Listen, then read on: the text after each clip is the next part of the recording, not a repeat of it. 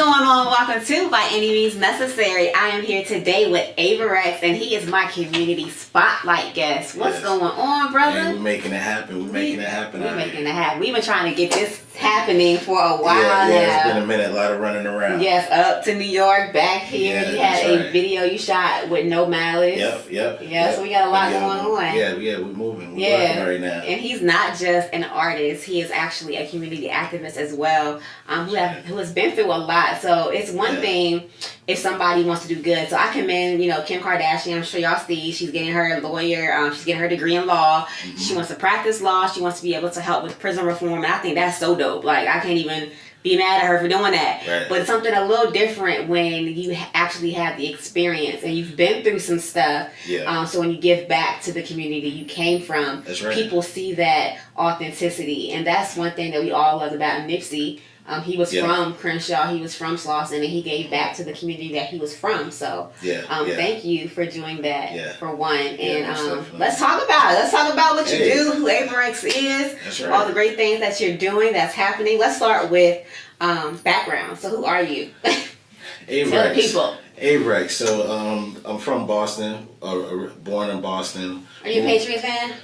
Yes. I love you get past. You're from there. But I'm not an extreme Patriots fan. Okay. You know what I'm saying? I got family members. They're just over the top with it. Yeah. I'm an observing fan. Did you believe that Tom Brady was retiring when he posted that he was, or did you even see it? I didn't see it, but I don't believe it. Oh yeah, it was April Fool's show. Yeah.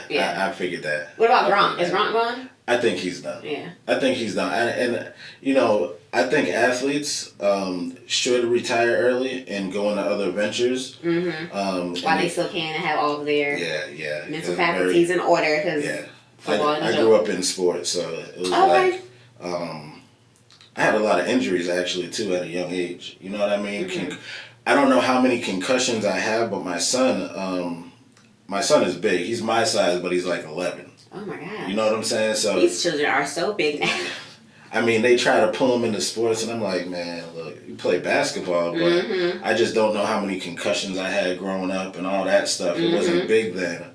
And shout out to Will Smith. He just did a movie on that. Concussion.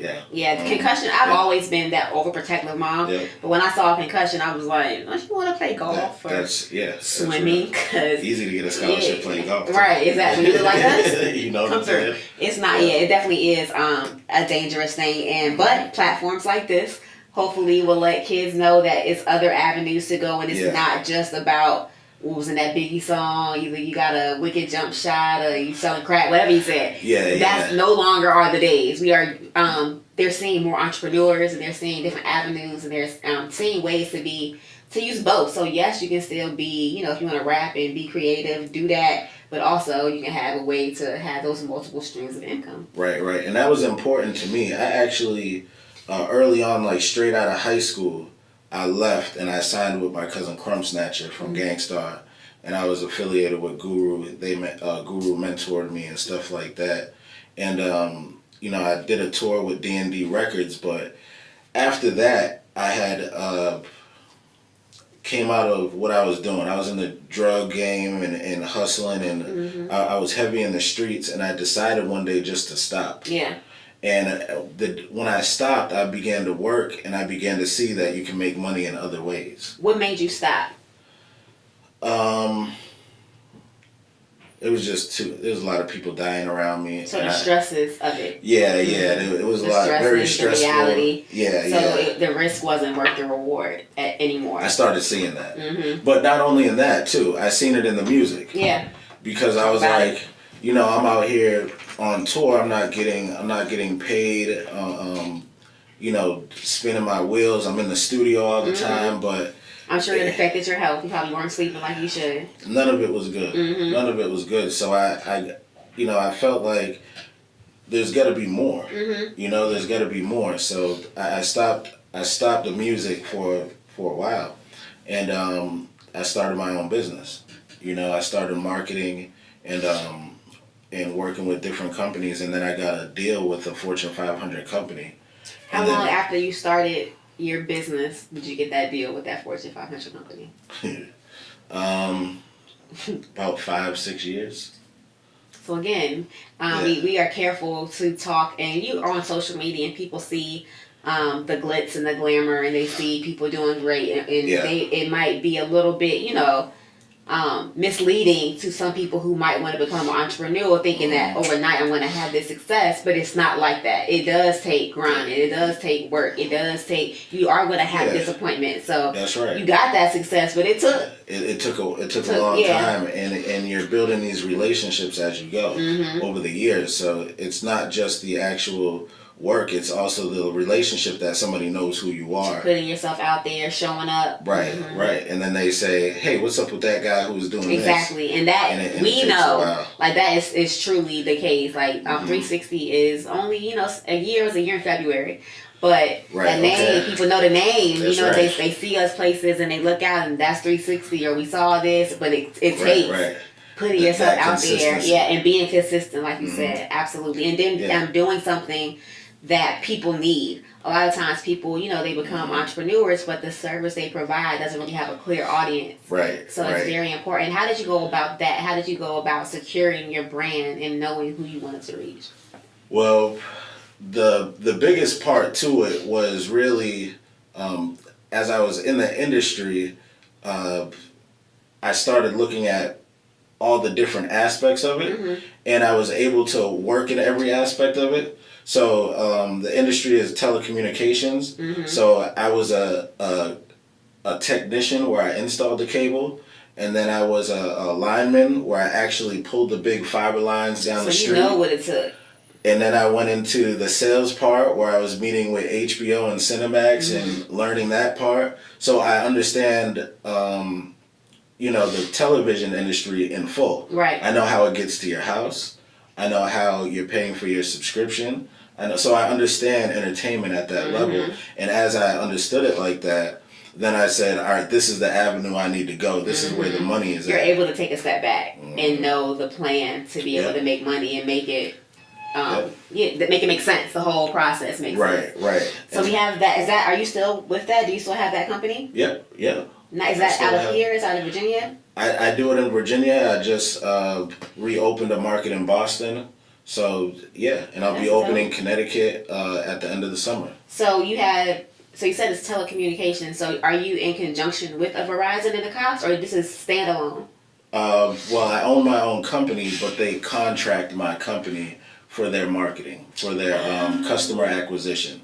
Okay, so they can know the base who to market to. Right. So you give them those numbers. I give them I find them the customers. Okay. So I actually. That's a great business. That's not going anywhere. That's extreme marketing. Yeah. So to be and it helped me also with the music as well, because I understand how to direct market something directly to the consumer. So do you keep tabs of the trends? So you know like what's popping and what should be marketed and what companies would be more successful if they target to this audience, and Cardi B's popping, so put her in a Pepsi commercial. So like those types of things. Down to the consumer, who the consumer is going to be. I can pretty much pinpoint them, and it's good because they don't. And it's kind of strange, they don't understand how to do that. But I guess it would take to know every aspect of cable, because I've been in someone's house, so I know how much they're willing to pay. You know what I mean? And I'm like, nah, don't go there.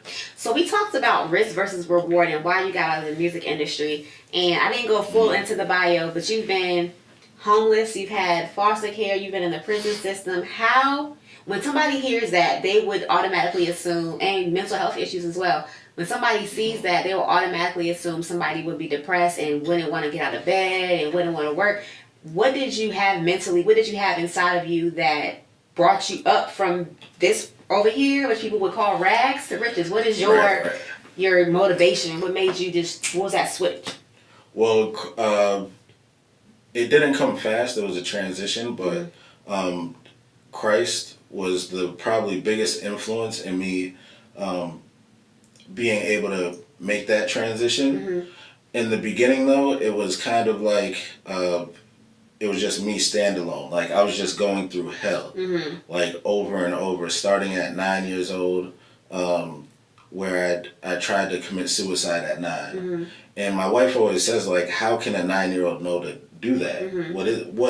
What was that happened to have that? And from there, it was just like psych wards and it was you know, a pain you wanted to end. Yeah, and didn't know how to do that. Yeah, that was the only way that I must have seen to go out, and to go through all those things brought me to a place of depravity where, you know, I was like, it can't be these streets, it can't be this drinking and the smoking, because it has to be something more positive for me. This ain't life. It's going over and over, and I'm not getting any fulfillment. You know what I'm saying? It's in self-fulfillment. I'm trying to do it myself, but I'm like, it's just not working. And after doing that for so many years, I said, look, we'll try this thing. And in my family, since I was 9 years old, I've been the one speaking at everyone's funerals. So there was a calling on my life at that time. You know what I'm saying? You're able to change the atmosphere. They say something that you can either be a thermometer or you can be a thermostat. You can come in and you can take the temperature of the room and adapt, or you can change the temperature of the room and everybody else will adapt to you. So it's very important. We do need change agents. We need people that are in charge of our energy. If we can lead it. So that's what's up. I think that is very admirable, and clearly you have done great work. So that's we got the 9 to 5 stuff down. What are you doing in the community? Because I know personally that it's a lot going on to make a change, to make people that might be hopeless feel like they have a place to belong. So what are some things you're doing to give back?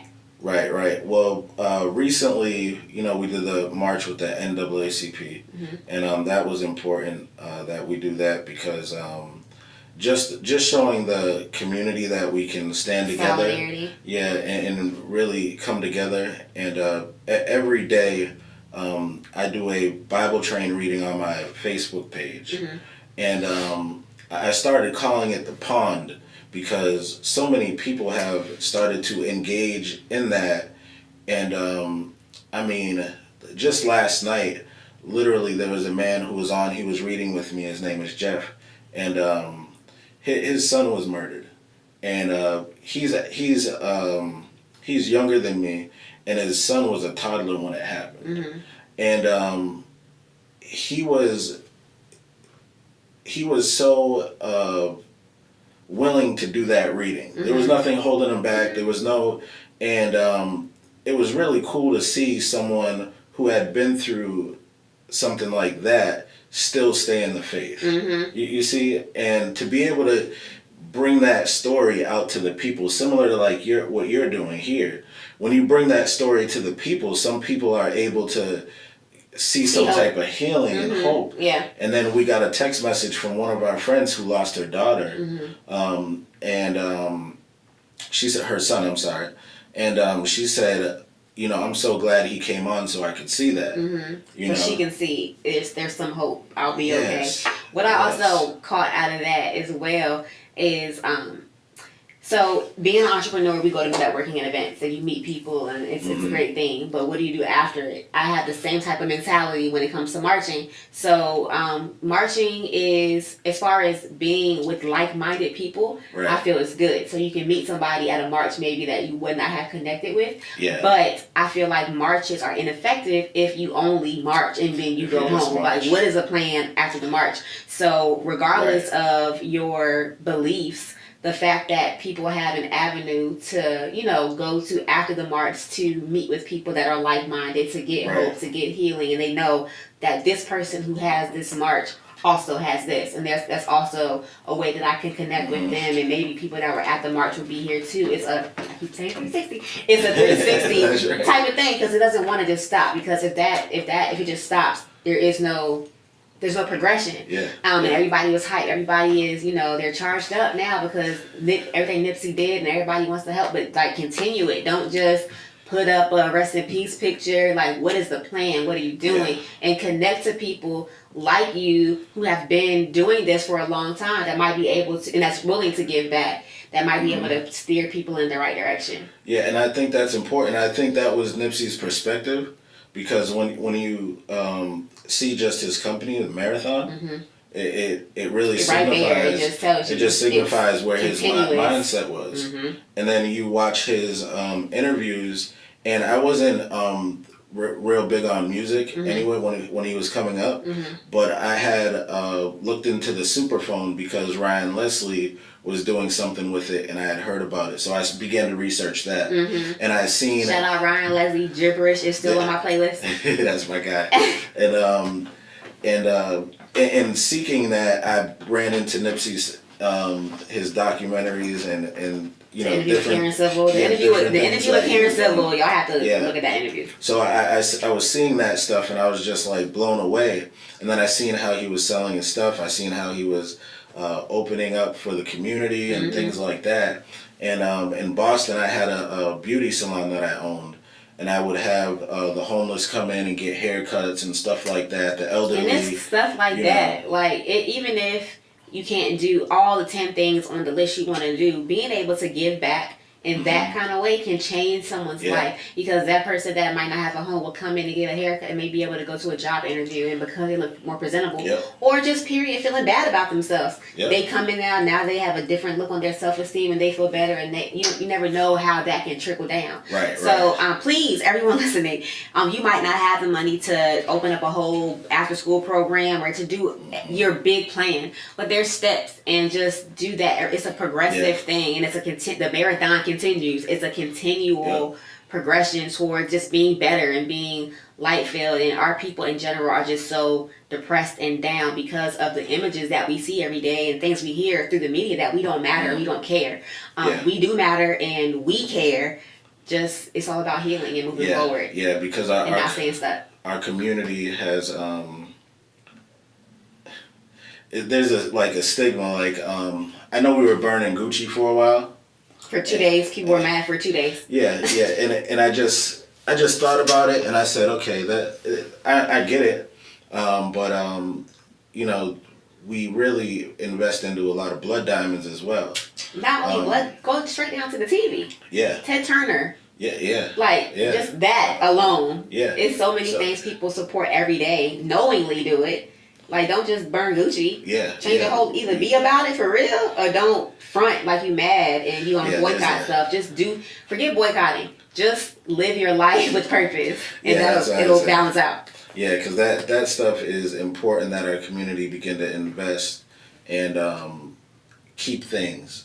You know what I mean? Even in my family, somebody will die or whatever the case may be, and nobody will keep it. They'll sell the house and they'll give up the house, and we need that generational wealth. That's very important, because you know, you look down the line and you're only going to live but so long. But if you create a mindset within your family structure to understand that it's a marathon and not a quick race, then we begin to develop certain habits that allow us to expand financially. I think what we suffer from is a temporary mindset. So whether it comes from being temporary, with temporarily being upset, being temporarily activist, it goes down to ownership as well. We don't have it. We don't feel a sense of belonging in America, so we don't hold on to anything. Everything is temporary. We rent a lot of stuff. We rent our cars. We rent our homes. Everything is temporary, and that is trickling down to our children. They have that same microwave, instant gratification type thing, and that's all the way up, all the way down. And it also. That same thing is in our music. So it's like all the way through. Yeah, like our parents' music. Like my mom was born in '57, so I grew up listening to Motown a lot. Right. But that music has longevity. It wasn't about being temporarily what's popping right now. So Blueface, the Thotiana thing, that is a phrase that is from Thot with whatever the Ani Ani is part, but it's temporarily cool. That song will not be something that they're going to play at reunions in 30 years. Right. They still playing the Gap Band. They still playing Michael Jackson. They still playing the OJs. They still playing all of that stuff. Electric Slide on You in a Second. Exactly, because that stuff has longevity. That stuff has meat. That stuff will last through generations. They took time to make that stuff though. And it's also the content, because content is very important to who can listen to it. Mm-hmm. So if your grandmother's there and your content is wrong, well, it's grandmas now busting it wide open. They may bust it wide open. They might drop it. They might drop it. Like I said, I heard a Juvenile interview, and he was like, grandmas was dancing. So back then, they doing it. You know what I'm saying? But if we can give them a content that matches life. Yes. And not fantasy. Mm-hmm. And that feeds into them. Like, we had, now, I posted something the other day about the R&B music we had growing up. That stuff was super inappropriate. But it still sparked something in you. Like, I remember hearing R&B songs when I was young made me want that kind of relationship. I heard Maxwell and was like, I want to feel like that about somebody. I remember feeling like that. Right. My kids can't turn on a song and say that about nothing on the radio right now. Yeah. Besides maybe like a Daniel Caesar or her, but they know that music. Right. You turn on one through any given day, you gonna hear some crazy stuff. Like that's not the example. We had more of a mixture. Yeah. More of an array of nice stuff. But the good thing is we can censor some of it to an extent. To what they hear, but they also need to understand. But I just look at it and I just see it's sin, and we're all plagued with it. No matter how we look at it, it's something that is stuck in all of us, and we have to begin to look at ways to defeat it and suppress it as much as possible throughout humanity. And I think different cultures also deal with different things, because you have now a lot of cultures trying to share within our culture, and it creates a whole different problem. You know, because I'm from an area where it's mixed. In Massachusetts, it's mixed, but predominantly it's white. Mm-hmm. You know, and in that environment, growing up, to an extent, I started becoming the cool kid because I was black. Mm-hmm. And there was a following that happened, and the KRS-One said it. We have white kids calling themselves niggas. Mm-hmm. You know, which is a term that I don't take lightly, but I understand it because it's something that I would use. But I don't choose to use anything that's associated with something degrading. Mm-hmm. You know, even women can call each other certain names, and I just don't. I try to stay away from that because I want to uplift as much as possible and stay in line with my beliefs in Christ and what I believe is right as much as possible. Mm-hmm. You know, but we are all human and we all have certain character flaws, which actually help us to grow. Mm-hmm. And if we can learn to grow from those things, we can really learn to teach others how to. It's all about it. Reach one, teach one. You know, that's what it's about. That's what the platform is for. That's what it is. You talked about music. We got music popping too. What's going on with that? We got a lot of music coming out. How would you describe yourself? I asked everybody top five, dead or alive. Who your top 5? My top 5? You mean as artists that have been out? Yeah. So, top 5, dead or alive. My top 5. All right.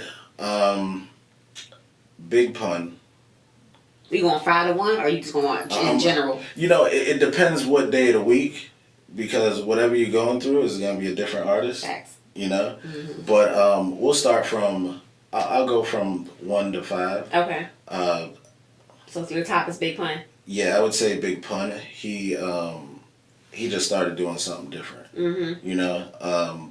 Plus I come from where there's a lot of Puerto Ricans around where I'm from. Mm-hmm. So hearing a Puerto Rican rap like that in that time was really significant. Nostalgic. Mm-hmm. Yeah, it was really cool. After that, definitely Big. Then I'll go Pac.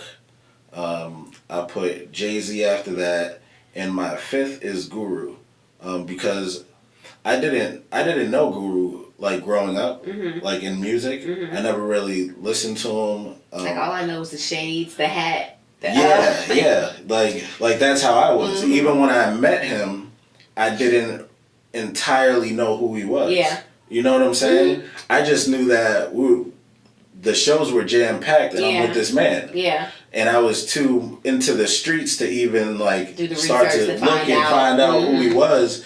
And I just talked to him like a big brother. You know what I'm saying? Mm-hmm. It was just like it was a different type of vibe. So. I'm sorry, before I forget, Robert, on that, shout out to Akon. Happy birthday. Appreciate all the work you're doing, bro. Oh, yeah. Happy birthday to Akon. That's 1 minute. But, you know, in that, I would say Guru my number 5. But it just depends on the day. It just depends. All right, so now I have to gauge of your influences. Right. What are you doing with music? How do you fit in? I try not to.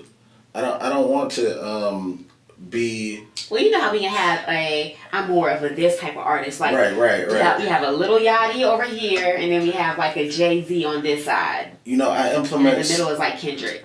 I implement so much family into my music now. Will Smith. There you go. Boom. There you go. I got you. But our flows are way different. Yeah, but still, like the type of where you coming from. Yeah, like I want to be able to rap because I'm nice, but I want to be able to uplift, and I want my kids to be able to hear it. I want to be able to bring my kids with me. Right. You know what I'm saying? Our kids everywhere.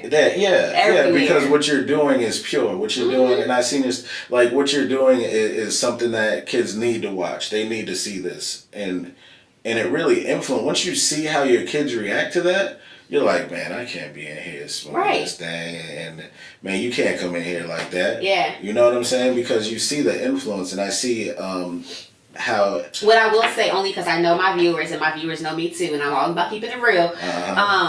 We have, and I have an open platform. I have all people from all walks of life here. It's open. It's a safe place.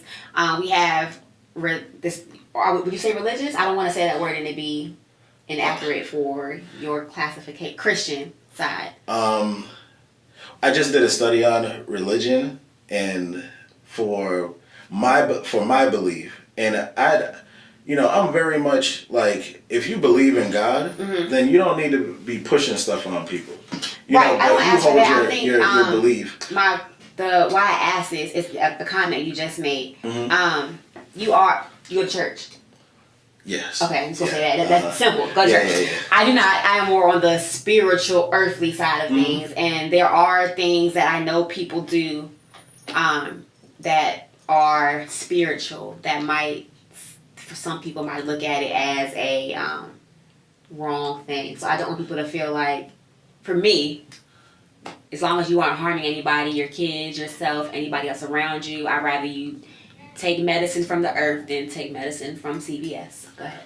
I believe in that as well. Okay. I just want to say, y'all, I got your back. I'm very much into organic food. Right. We only eat organic food in our household.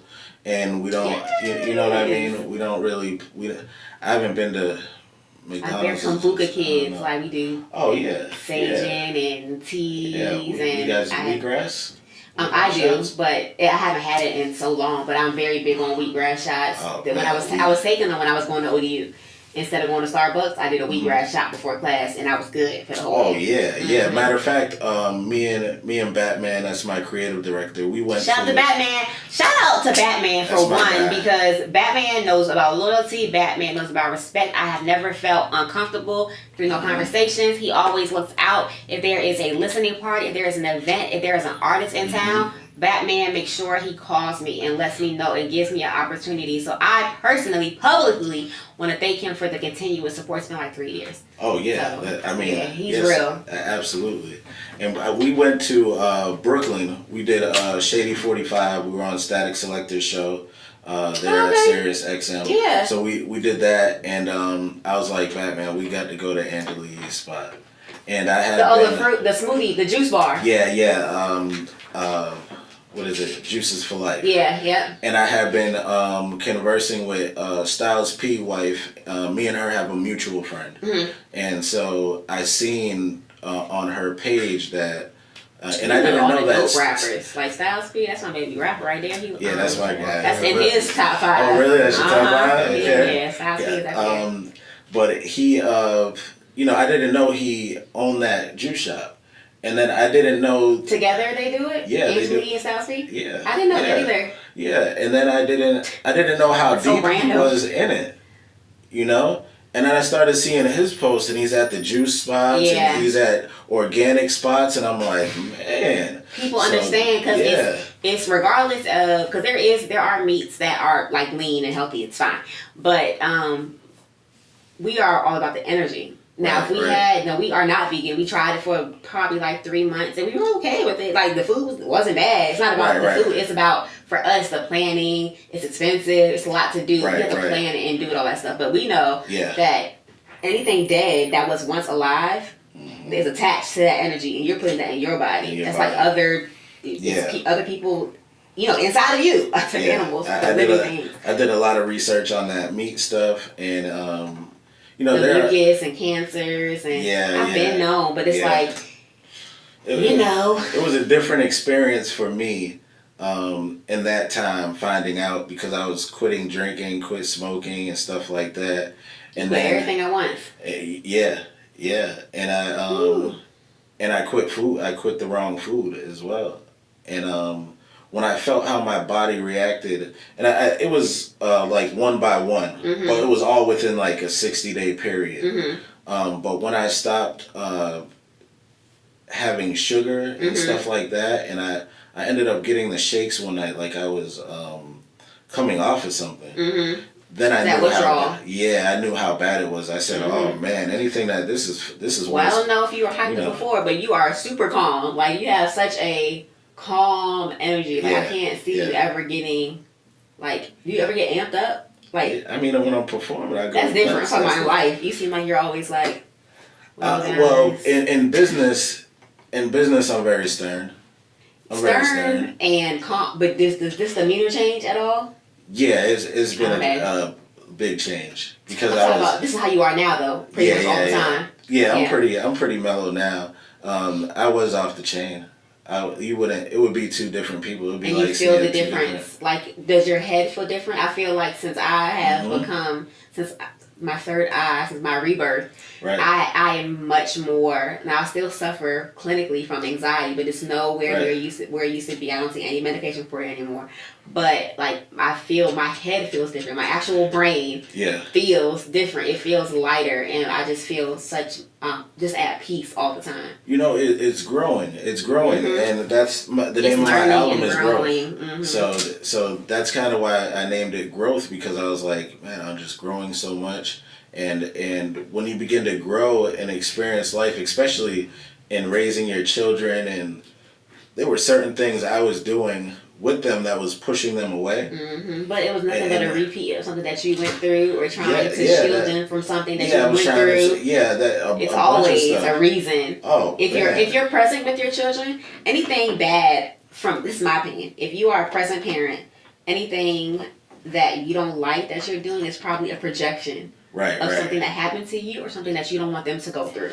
But if you don't really know how to communicate, it's going to come off different. Or if nobody communicated with you, you aren't going to know how to do it with your children. Exactly. Yeah. And I think a lot of that was the learning process. The same way with business, I didn't, I would just flip out on the phone, and these are corporate people, and they're like, man, this guy is crazy. He's getting the results, though. So we'll deal with it because we want the results. A lot of white people are used to dealing with people who are rude. They're just not used to dealing with black people who are not submissive. So that's why you were able to keep that stuff, because they're used to hearing it. They're just not used to hearing it from us and from a power position. Because it's very, and I can see how uncomfortable they get.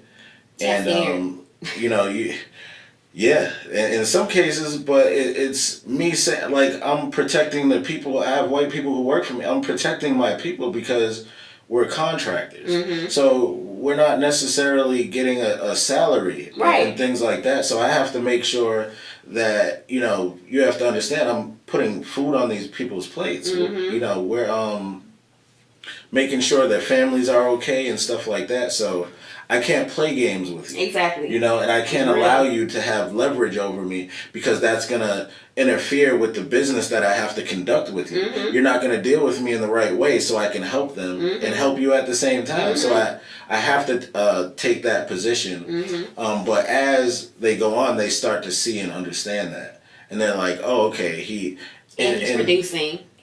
And there's never a reason that, like, I won't do that unless I see everything and you don't hear me. Exactly. You know? Yeah. And I need you to hear me right. for us both to progress. Yeah. And I appreciate it when you do it as well. It's not a one-sided thing. Right. If I know I'm wrong and you're, call me out on it. Do this, that, and this, I'm like, okay. Yeah. You know? I'm the same way. And I think that kind of tricks them a little bit. They're like... They're not used to it. People in general are not used to communicators. I'm also in the mental health field.